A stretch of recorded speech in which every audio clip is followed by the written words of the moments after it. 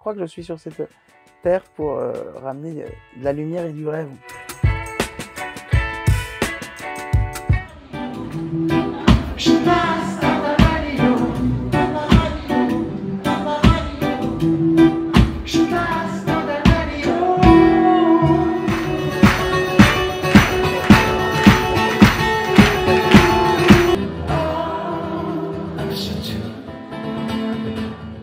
On pourrait dire que je vis mes rêves déjà et que je rêve ma vie, ça c'est certain.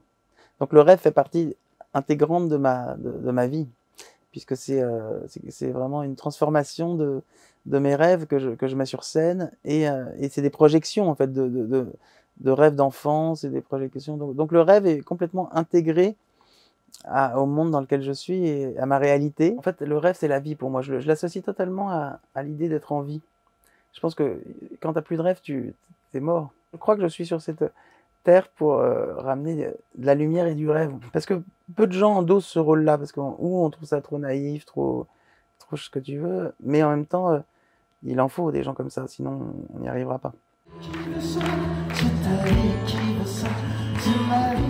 C'est vrai que j'étais justement très rêveur à l'époque, enfant, et j'étais plutôt spectateur de la vie. C'est-à-dire que j'étais pas acteur. J'étais plutôt quelqu'un de tellement réservé, pudique, timide et tout, que que je rêvais beaucoup de choses, mais que je les gardais dans ma tête. C'est avec le temps, et c'est avec l'émancipation et tout ça, et d'ailleurs la musique, que j'ai commencé à concrétiser mes rêves et à les rendre plus palpables, parce qu'au départ, c'était plus quelque chose d'abstrait. J'ai vu un film qui m'a complètement chamboulé quand j'étais enfant, c'était Superman. C'était les années 80.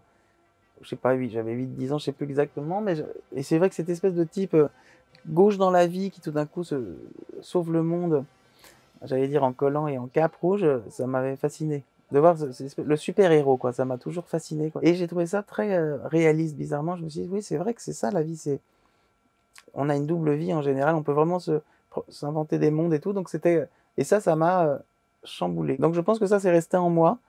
Et quand j'ai commencé à imaginer faire des chansons, j'aurais pas imaginé de les faire à mon nom. J'avais aussi tout ce truc un peu lourd de la passation du fils d'eux, de tout ça. J'avais pas très envie que les gens disent tiens, c'est le fils à papa.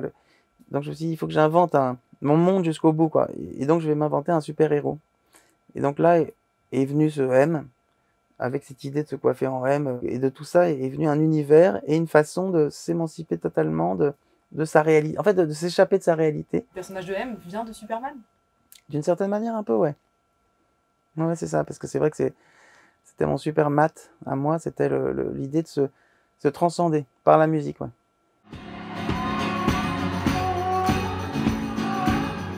J'ai eu ce rêve très récurrent de voler, et de voler au-dessus d'avoir vraiment ce don mais de voler, tu sais, pas avec des ailes, hein, mais de voler vraiment, de pouvoir léviter, quoi, et pouvoir survoler n'importe quoi.